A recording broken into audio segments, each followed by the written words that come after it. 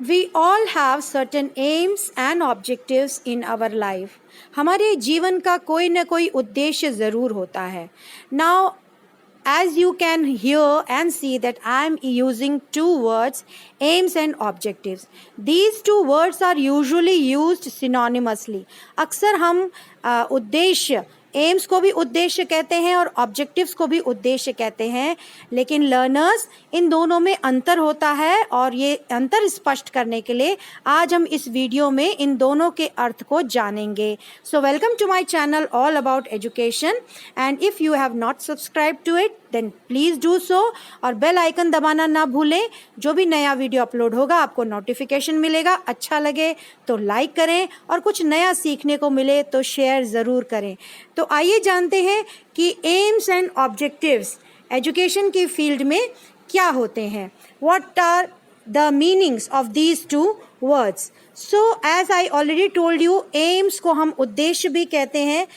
Etymologically, aim has been derived from Anglo-French aismer and isner, which means to estimate. Here it has been outlined to you. It means to estimate. The word came into existence in 15th century. It is also mentioned that it comes from Latin word estimer, which means to value. Aim means to direct toward a specific object or goal. As you can see, John Dewey has said that it is a pre-directed goal, यानी कि पूर्व दर्शित लक्ष्य है जो किसी क्रिया को संचालित करता है. It manages an activity, it manages a particular work or assignment, and in that course it motivates the behavior. यानी कि जो हम व्यवहार शो करते हैं, जो हम व्यवहार दिखाते हैं या प्रदर्शित करते हैं या दर्शाते हैं, वो हमारे कार्य के ऊपर निर्भर करता है, किस तरह से हम उस कार्य को करते हैं. So an aim is a desired or expected result or outcome that a person or system envisions, plans and commits to achieve. It is the anticipated result which guides reaction or an end which is an object, either a physical object or abstract object that has intrinsic value. तो हम ये कह सकते हैं कि जो उद्देश्य होता है वो उद्देश्य किसी लक्ष्य की ओर निर्धारित होता है, किसी दिशा की ओर निर्धारित होता है. जैसे कि उद्देश्य दो शब्दों से मिलकर बना है, उत प्लस दिश, और इसके योग से बना हुआ शब्द उद्देश्य, इसका अर्थ है ऊपर की ओर, तथा दिशा का अर्थ है दिशा यानी कि दिखाना. इस प्रकार अगर हम शाब्दिक अर्थ की बात करें तो उच्च दिशा दिखाना. यहाँ उच्च का मतलब है आगे की ओर बढ़ना, बेहतरी के लिए ओर बढ़ना.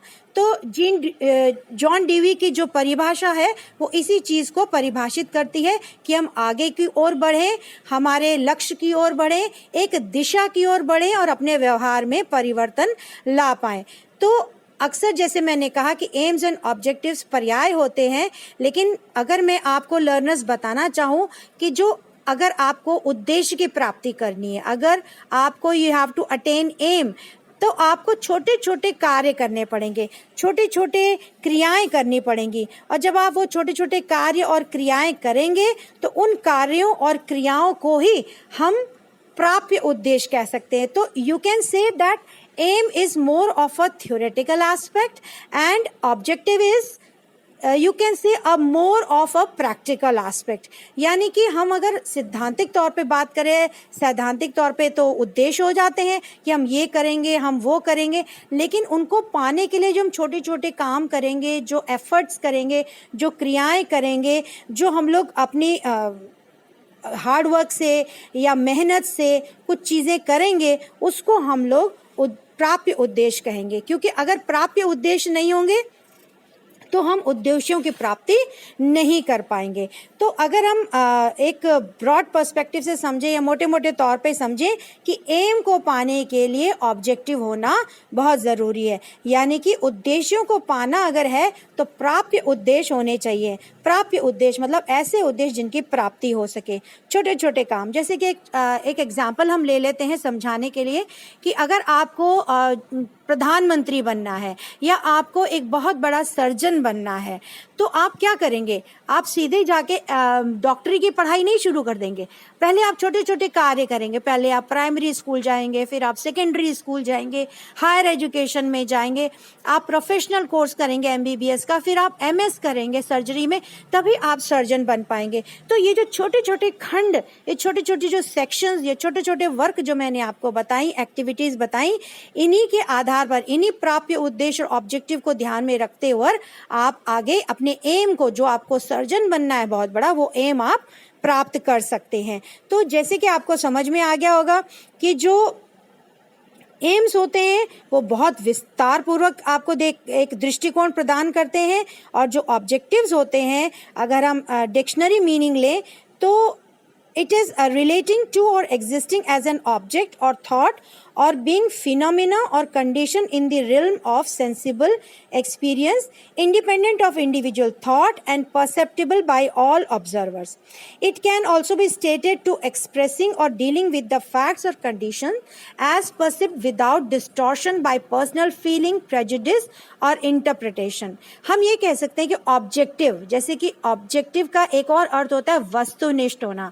वस्तुनिष्ठ का मतलब है इसमें कहीं पे भी व्यक्ति का अपना कोई भाव, अपनी कोई फीलिंग नहीं होती है, यानी कि यह बिना पक्षपात के होता है, ये वस्तुनिष्ठ होता है, इट इज इम्पर्सनल, अनबायस्ड। तो ये लैटिन वर्ड से आया हुआ है ऑब्जेक्टिव। ऑब्जेक्टिव यानी कि ऑब्जेक्ट से निकला हुआ, और इसका मतलब ही होता है कि पक्षपात रहित। तो अब आपको समझ में थोड़ा बहुत आ गया होगा लर्नर कि किस तरह से एम्स एक व्यापक मीनिंग रखते हैं, एक ब्रॉड मीनिंग रखते हैं, और जो ऑब्जेक्टिव होते हैं वो थोड़ा सा विशिष्ट मीनिंग रखते हैं, थोड़े से स्पेसिफिक मीनिंग रखते हैं, थोड़े से डेफिनेट मीनिंग रखते हैं। और ऑब्जेक्टिव बनाना, छोटे छोटे ऑब्जेक्टिव बनाना बहुत ज़रूरी है, तभी हम अपने एम्स को पा सकते हैं। हम अपने we can achieve our goals, we can achieve our aims only when we follow the objectives. तो इस तरह से अब हम जानेंगे कि ऑब्जेक्टिव और एम्स में डिफरेंस क्या होता है, इन दोनों में अंतर क्या होता है। तो सबसे पहले हम अर्थों को समझ चुके हैं, और अब हम तुलनात्मक अध्ययन इसका करेंगे। जैसे कि आपको दिख रहा है कि एम्स एंड ऑब्जेक्टिव्स में क्या अंतर है। सबसे पहले जैसे अभी मैंने आपको समझाया कि इट हैज़ ब्रॉडर एरिया, यानी कि इसका जो क्षेत्र होता है वो व्यापक होता है, वो बड़ा होता है। बहुत, जैसे अभी बात हुई कि सर्जन बनना है, तो सर्जन बनना या प्रधानमंत्री बनना या बहुत बड़ा इंजीनियर बनना कोई छोटी चीज़ नहीं है। इसके लिए बहुत लंबी चौड़ी प्लानिंग और कार्य की आवश्यकता होती है। तो इसलिए एम्स जो है वो कहीं ना कहीं व्यापकता लिए हुए होता है, इसका क्षेत्र बहुत असीमित होता है। वहीं दूसरी ओर जो ऑब्जेक्टिव होता है उसका क्षेत्र बहुत ही नैरोड डाउन होता है, बहुत ही संकुचित होता है और बहुत सीमित होता है। दूसरा, जैसे मैंने बताया, एग्जाम्पल से ही आपको समझ में आ गया होगा कि बहुत लॉन्ग टर्म्ड होता है, दीर्घकालीन होता है। इसका जो ड्यूरेशन होता है, इसकी जो अवधि होती है बहुत लंबी होती है। हमको जीवन में अगर किसी पोजीशन पे पहुंचना है तो उसके लिए बहुत लंबा समय, लंबी मेहनत, बहुत ज़्यादा समय, फोकस चाहिए होता है। जबकि जो ऑब्जेक्टिव होता है वो शॉर्ट ड्यूरेशन होता है। जैसे कि मैंने बताया कि सर्जन बनने के लिए आप सीधे वहाँ नहीं जा सकते, पहले आपको प्राइमरी क्लास पास करनी है, अच्छे नंबरों से पास करनी है, फिर आपको सेकेंडरी एजुकेशन में जाना है, फिर वहाँ पर आपको 10th क्लास एग्जाम देना है, अच्छे नंबरों से पास होना है। फिर अगर आपको सर्जन बनना है तो आपको बायोलॉजी सब्जेक्ट लेना है इंटरमीडिएट में, और उसमें भी आपको अच्छे अंक प्राप्त करने हैं। फिर आपको कंपटीशन देना है मेडिकल का। जब आप मेडिकल का नीट का एग्जाम देंगे और उसमें आप क्वालिफाई हो जाएंगे अच्छे नंबरों से, तभी आप MBBS कर सकते हैं। तो छोटे छोटे इसमें ऑब्जेक्टिव होते हैं, शॉर्टर ड्यूरेशन के होते हैं, छोटे छोटे खंडों में ये डिवाइडेड होते हैं, जैसे मैं आपको बता चुकी हूँ।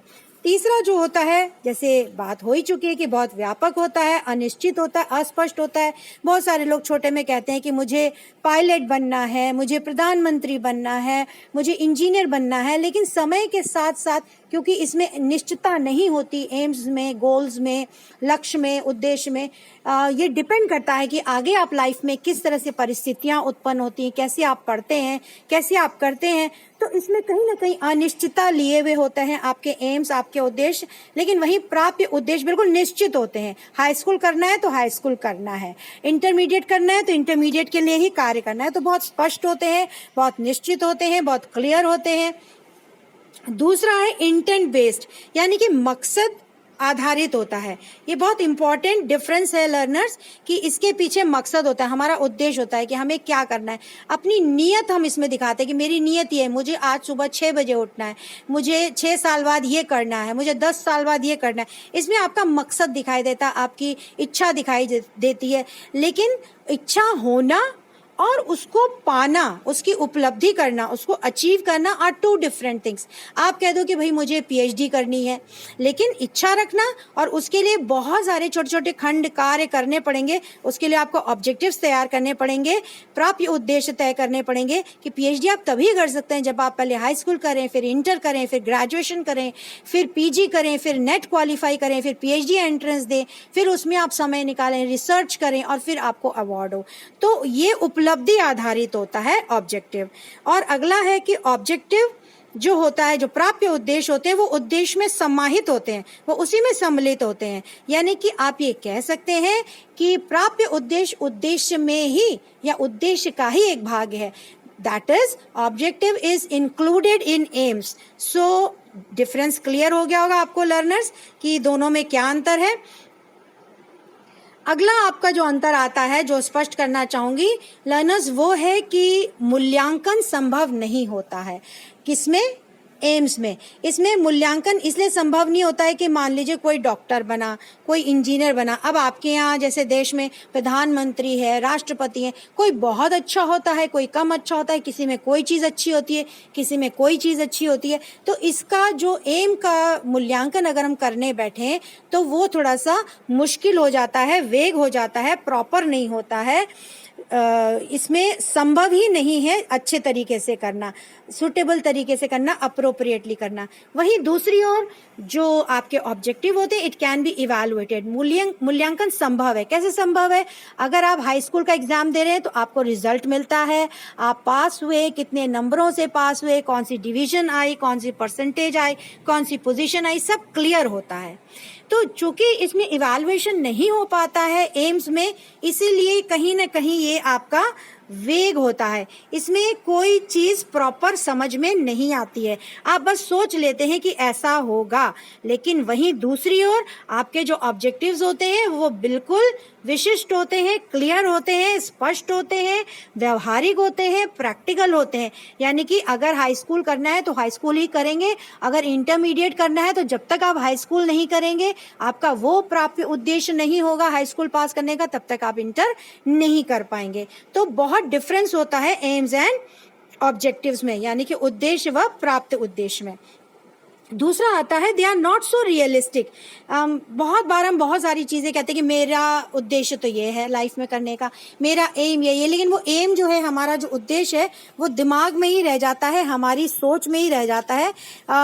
इसमें कहीं ना कहीं पूरा करने की जद्दोजहद की कमी हो जाती है, या कई बार सोचते और हैं, करते कुछ और हैं, परिस्थितियां अलग हो जाती है। तो इसमें वास्तविकता की कमी हमें देखने को मिलती है, रियलिटी कम होती है। वहीं दूसरी तरफ जो ऑब्जेक्टिव होते हैं या प्राप्य उद्देश्य होते हैं बिल्कुल रियल होते हैं। इसलिए जब हम लेसन प्लान बनाते हैं, हम कोई प्रकरण पढ़ाने के लिए जाते हैं, विज्ञान का कोई भी प्रकरण हम पढ़ाते हैं, तो हमारा एम होता है विज्ञान पढ़ाना, लेकिन हमारे जो प्राप्य उद्देश्य या ऑब्जेक्टिव होते हैं वो प्रकरण के अकॉर्डिंग होते हैं, टॉपिक के अकॉर्डिंग होते हैं। तो ये वो रियलिस्टिक होते हैं, वो वास्तविक होते हैं। जो पढ़ाना है वही पढ़ाना है, वही समझाना है, और उसी में हमको वो बच्चे का अचीवमेंट या उपलब्धि देखनी है। और अगले अगर हम डिफरेंस की बात करें तो नॉट सो रेलेवेंट, ये बहुत ज़्यादा रेलेवेंट नहीं होते हैं। बहुत ज़्यादा औचित्यपूर्ण नहीं होते। कहने को आप कुछ भी कह सकते हैं कि भाई हम ये बनेंगे, हम ये करेंगे, बट ऐसा नहीं है। हमेशा ये इनमें कोई औचित्य नहीं होता। कई बार हम लोग इररेलेवेंट एम्स भी रख लेते हैं, इररेलेवेंट गोल्स भी रख लेते हैं अपनी लाइफ में, बट ऐसा होना नहीं चाहिए। एम्स बहुत ही वेग होते हैं, बहुत फैले हुए होते हैं, बहुत प्रसार बहुत ज़्यादा होता है, तो कोई चीज़ सही भी हो सकती है, कोई चीज़ फ्लूक भी हो सकती है, कोई चीज़ डाउटफुल भी हो सकती है।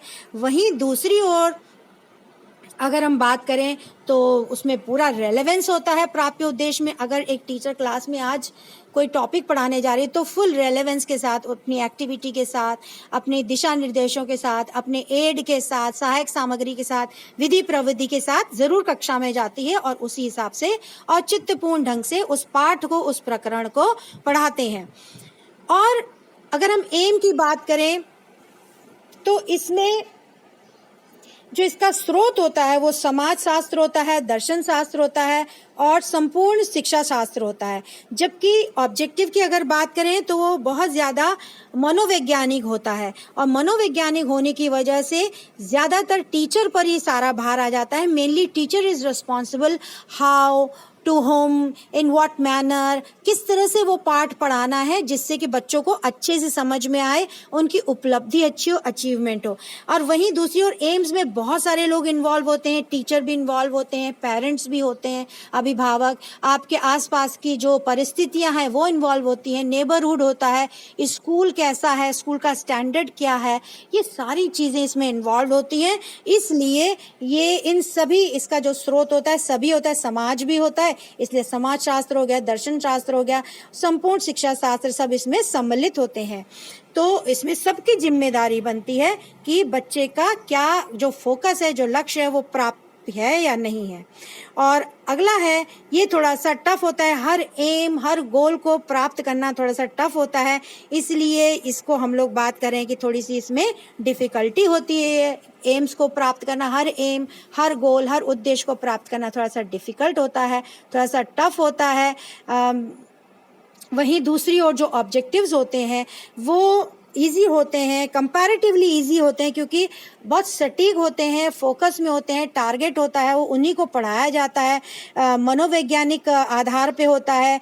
और एक ही बात पे, जैसे मान लीजिए आज हम प्रकरण पढ़ाने जा रहे हैं तो आज हम उसी प्रकरण पर अपने आप को सीमित रखते हैं, तो वो पढ़ाना आसान होता है। इसलिए उनको जो भी अगर हम कंपैरेटिवली करें, तुलनात्मक रूप में कहें, तो प्राप्य उद्देश्यों से थोड़े से सरल होते हैं। और हम आखिर में ये कह सकते हैं लर्नर्स कि जो एम्स होते हैं they are a requirement, a necessity for a changing society. ये प्रत्येक समाज व राष्ट्र की आवश्यकता एवं आकांक्षाओं के अनुसार परिवर्तनशील होते हैं। वहीं प्राप्त उद्देश्य जो होते हैं, प्राप्य उद्देश्य निश्चित होते हैं और प्रत्येक विषय या प्रकरण के लिए अलग अलग होते हैं। ये जब हम ऑब्जेक्टिव बना के जाते हैं, उद्देश्य बना के जाते हैं कक्षा में, तो हर प्रकरण के लिए, हर टॉपिक के लिए अलग अलग ऑब्जेक्टिव्स, अलग अलग उद्देश्य बनाते हैं और तभी हम उनको प्राप्त कर पाते हैं, तभी हमारा अचीवमेंट रेट हाई होता है। तो इस प्रकार से आप लोगों को समझ में आया होगा कि उद्देश्य और प्राप्य उद्देश्य में क्या अंतर होता है, दोनों में क्या डिफरेंस होता है। एक बहुत ही व्यापक होता है, वहीं दूसरा जो होता है सीमित होता है, संकुचित होता है, एक पर्टिकुलर प्रकरण या पर्टिकुलर फोकस पॉइंट पे या एक लेसन पे टारगेटेड होता है। तो आशा है आपको समझ में आया होगा कि aims and objectives, that is उद्देश्य व प्राप्य उद्देश्य में क्या अंतर होता है, क्लियर हुआ होगा। और अगर आपको अच्छा लगा हो या कुछ आप पूछना चाहते हो तो मेरे कमेंट बॉक्स पे ज़रूर डालें और मैं आपको वो बताने की कोशिश करूँगी।